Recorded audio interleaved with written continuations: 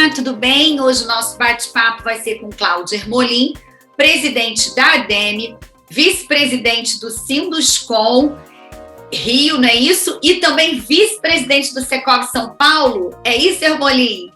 É isso, além de vice-presidente da CEBIC, que é a Câmara Brasileira da Indústria da Construção. Pois é, não sei como ele consegue, mas ele está aqui de novo com a gente. Obrigada aí por ter aceito o nosso convite. E vai contar pra gente como é que foi o almoço que vocês tiveram recentemente, você e alguns empresários do setor de construção civil aqui do Rio, com o prefeito Eduardo Paes. Quais foram os temas mais, importantes, discutidos? Eu sei que tem um muito polêmico que eu quero que você também comente aqui, que é sobre o PEU das Vargens, né, que é o Plano de Estruturação Urbana das Vargens. Aí a gente está falando de Vargem Grande e Vargem Pequena. E a expectativa também para o mercado agora, nesse segundo semestre deste ano. Bom, Cristiane, primeiro é sempre um prazer estar aqui com você, né? Parabéns aí pelo canal e por toda a abertura que você dá ao mercado e a forma como você coloca os assuntos. Acho que é sempre importante a gente conseguir levar a informação de qualidade para as pessoas. Em relação ao evento que ocorreu há 2 semanas atrás, nosso objetivo foi discutir alguns assuntos importantes para o mercado imobiliário com lideranças tanto do Poder Executivo quanto do Poder Legislativo. Assuntos esses que se referiam ao Reviver Centro, que naquele momento estava recém-terminada a primeira votação e hoje nós já temos ele aprovado já em segunda votação, e isso é um assunto muito importante para o mercado.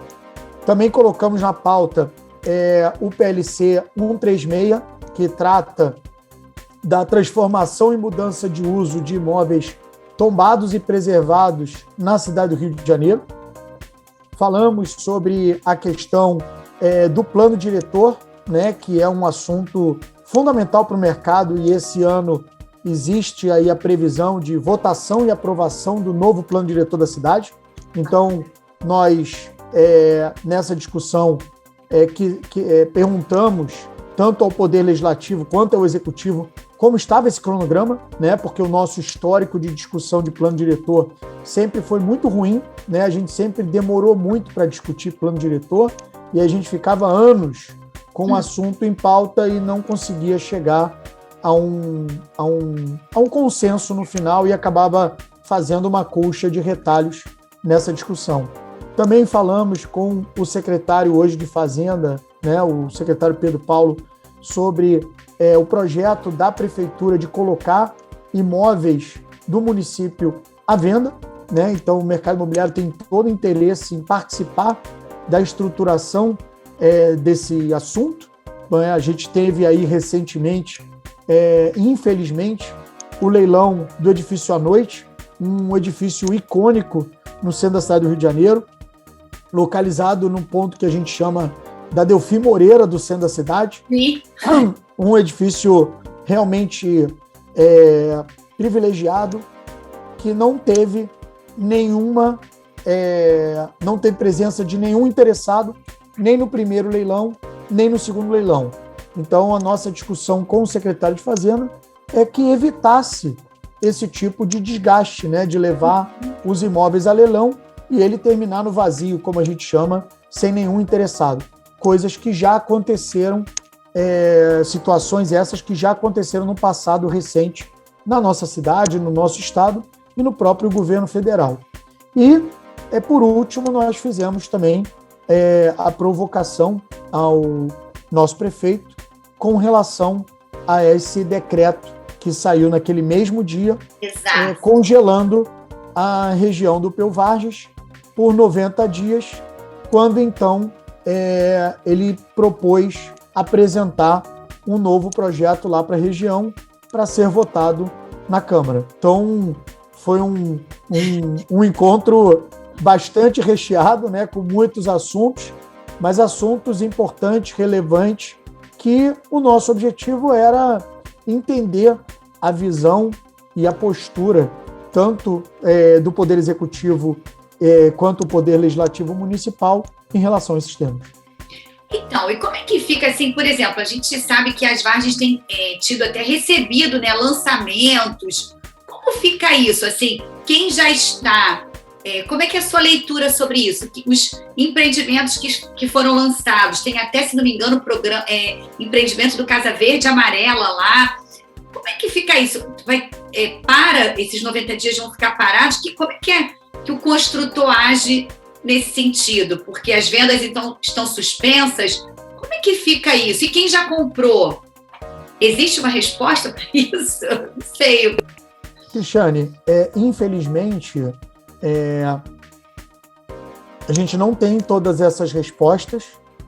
Na prática, o objetivo da Prefeitura em fazer esse decreto foi, de alguma forma, provocar uma nova discussão para aquela região, uma discussão que, no entender do Poder Executivo, precisa ser feita urgente, porque, segundo também o Poder Executivo, o atual PU das Vargens não é um PU adequado à região, o que não necessariamente nós concordamos como setor, né? Nós temos aí diversos estudos técnicos que comprovam que aquela região, se ela não for ocupada, ela tem sim um risco de ser, inclusive, alagada e ter a sua dinâmica até ambiental prejudicada, porque todos aqueles canais e rios que hoje cortam a região,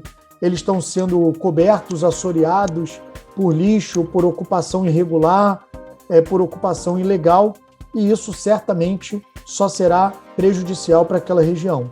Então, assim, acho que não cabe a nós aqui colocar se isso foi certo ou errado. Acho que a posição da Prefeitura, né, do Poder Executivo, foi criar essa janela de 90 dias para se preparar uma proposta e discutir uma proposta de um PEU que, no entender deles, deve ser mais adequado ao atual.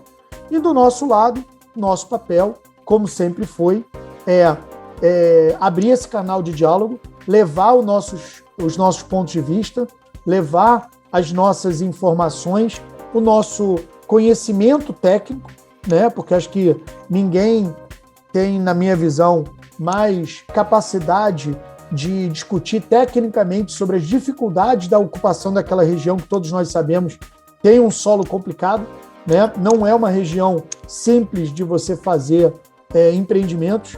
Então, quando a gente fala da ADEME e do Sinuscom, eu acho que não tem entidades de classe com mais competência e capacidade e experiência para debater esse tipo de assunto. Então, o que a gente espera nesse tema é que a gente possa ser ouvido, que a gente possa colocar, como sempre, as nossas ponderações, os nossos pontos de vista, as informações que nós temos coletadas daquela região aí ao longo de décadas. Sim. E que a gente seja ouvido, né? O que, de fato, até o momento tem acontecido nos outros assuntos. Sim. Reviver Centro, Plano Diretor, PLC 136. Então, o que a gente espera é que nesse assunto das Vargens também a gente possa ser ouvido, até porque aquela é uma região que tem hoje recebido muitas ocupações irregulares. O maior crescimento dessas ocupações irregulares e ilegais tem sido na Zona Oeste, né? E o que a gente sempre coloca é que um lugar, quando não tem legislação, ela é um prato cheio para irregularidade. Então, a nossa visão é que não podemos deixar a região sem uma legislação, seja ela qual for. Sim. Mas ela não tendo legislação, ela abre um caminho, uma avenida propícia para ocupação e construção irregular. E o outro ponto que tem que ser levado em consideração é que a Zona Oeste é o vetor de crescimento natural da cidade do Rio de Janeiro. Sim. Então, mesmo com as dificuldades que a gente sabe que hoje a região tem de transporte público de massa, de atendimento a alguns serviços públicos, né, como água, luz, esgoto, nós não podemos ignorar o fato de que é uma região que tem uma vocação de vetor natural de crescimento da cidade. Então, não é uma região que a gente pode ou deve ignorar sob o ponto de vista de dinâmica de crescimento da cidade. Mesmo que a gente queira incentivar a ocupação residencial do centro através do Reviver Centro, queira incentivar a ocupação da Zona Norte, né, que é uma região também com infraestrutura consolidada, a grande diferença que a gente tem ali naquela região da Zona Oeste, né, Vargem Grande e Vargem Pequena, é a proximidade do mar, né? Então a gente sabe que a cidade do Rio de Janeiro tem um vetor de crescimento que acompanha a orla, então você não tem essa característica que você tem ali na região de Vargens, você não tem nem na Zona Oeste, nem no centro, né? Que é a questão da praia, é a questão da orla, é a questão do mar. Então, essa é uma característica peculiar da cidade do Rio de Janeiro. Outras cidades que a gente vai observar, como São Paulo, Belo Horizonte, Porto Alegre, você tem um crescimento radial e você pode, inclusive, abrir mão do crescimento em algumas regiões em detrimento a outras. Mas são cidades que você não tem esse apelo da orla, do mar, da praia, como a gente tem na cidade do Rio de Janeiro. E outra coisa também, né, Ermolim? Tem público para todo, tem pessoas que preferem morar no centro, enfim, existe demanda para esses locais da cidade. A Zona Norte, não por exemplo, tem pessoas que não querem sair da Zona Norte, querem prédios mais modernos, condomínios modernos, mas não querem sair dali, né? Porque já foram criados ali. Bom, aí é de cada região, né? Então, não tenha dúvida, o mercado imobiliário ele tem essa particularidade que é atender todos os públicos, né? Então, como você falou, tem pessoas que às vezes preferem estar numa localidade pelas suas raízes, por estar próximo ao seu trabalho, por estar próximo à escola dos filhos. Tem outras que preferem estar distante desses serviços, mas estar próximo, por exemplo, à área de lazer, como parques, praia, lagoa. Então, essa é uma decisão pessoal.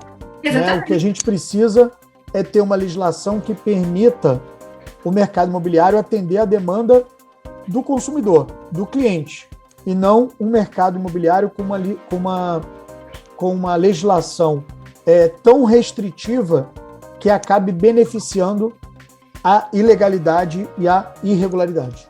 Entendi. E pegando carona nisso, você também comentou até justamente para evitar invasões, né? Ou própria depredação mesmo de alguns, por exemplo, os hotéis. Alguns hotéis estão virando residência, mudando, né, o uso. E uns já estão, até a gente viu recentemente o Glória, tem o Palace Flamengo, tem o Praia Linda na Barra, enfim, são inúmeros. Isso é positivo? O mercado recebe isso de forma muito positiva, né? Então, Cristiane, a nossa visão é que o mercado ele tem que ter liberdade de atuar, assim como os proprietários, sejam de imóveis comerciais, residenciais ou hotéis, ele também tem que ter a liberdade de tomar a melhor decisão para o seu negócio. Então, nós entendemos que é muito ruim você impossibilitar o proprietário de um hotel a transformar aquele hotel num outro uso, porque a legislação não permite, né? Então, a nossa visão como mercado é que quanto mais liberdade, melhor você regula o mercado, seja para o setor hoteleiro, seja para o setor residencial. O fato é que hoje você não tem uma legislação que gere a possibilidade dessa transformação de uso, ela acaba sendo possível em alguns casos específicos, seja pela dimensão do hotel, seja pela localização do hotel, que acaba se enquadrando dentro de uma legislação residencial que possibilita essa transformação. E aí a gente tem vários casos, né? Eu cito 3 que são os mais importantes. Quando você tem uma transformação de uso de um hotel para o residencial, um hotel ele normalmente tem unidades autônomas menores do que as unidades residenciais. Então, por exemplo, um hotel tem quartos de 20 metros, 18 metros, 21 metros, e a legislação da cidade do Rio de Janeiro não permite unidades habitacionais com esse tamanho. Então você já tem uma primeira obra, né, um primeiro movimento de transformação. O segundo ponto é a quantidade de vagas, né? Um hotel não tem exigência de vagas e o residencial, dependendo da localização na cidade, você tem exigência de vagas. Então você imagina você pegar um prédio já construído, sem vagas suficientes e ter que criar vagas naquele prédio, né? Então, assim, esse é um outro problema que impede ou diminui essa possibilidade de você transformar hotéis em residenciais. E o terceiro ponto é a área de lazer, né? O hotel não exige área de lazer e o residencial exige uma quantidade de metros quadrados de área de lazer proporcional à área privativa que você tem nas unidades. Então, na hora que você soma, ter que transformar o tamanho dos quartos, criar vaga de garagem e fazer área de lazer, isso se torna economicamente inviável. Então, nós entendemos que sim, tem que ter uma legislação que permita essa transformação. Nós hoje sabemos que a cidade do Rio de Janeiro mais do que duplicou a sua oferta de hotéis. A demanda por hospedagem não só diminuiu por conta da pandemia, mas já vinha reduzindo. Sim. Existem hoje outras alternativas de hospedagem que não somente hotéis. Então a gente tem hoje várias plataformas que concorrem com os hotéis e isso é uma nova realidade. Então não podemos fechar os olhos para uma nova realidade. Ou seja, é preciso se ajustar, é necessário que haja esse ajuste, né? Principalmente na legislação. Eu vou chamar um pequeno intervalo, queria voltar assim, nesse assunto, porque com a legislação não ia ter essa necessidade de toda essa reengenharia que você colocou, correto? Você vai contar isso no próximo bloco. Espera aí que a gente já volta. Até já.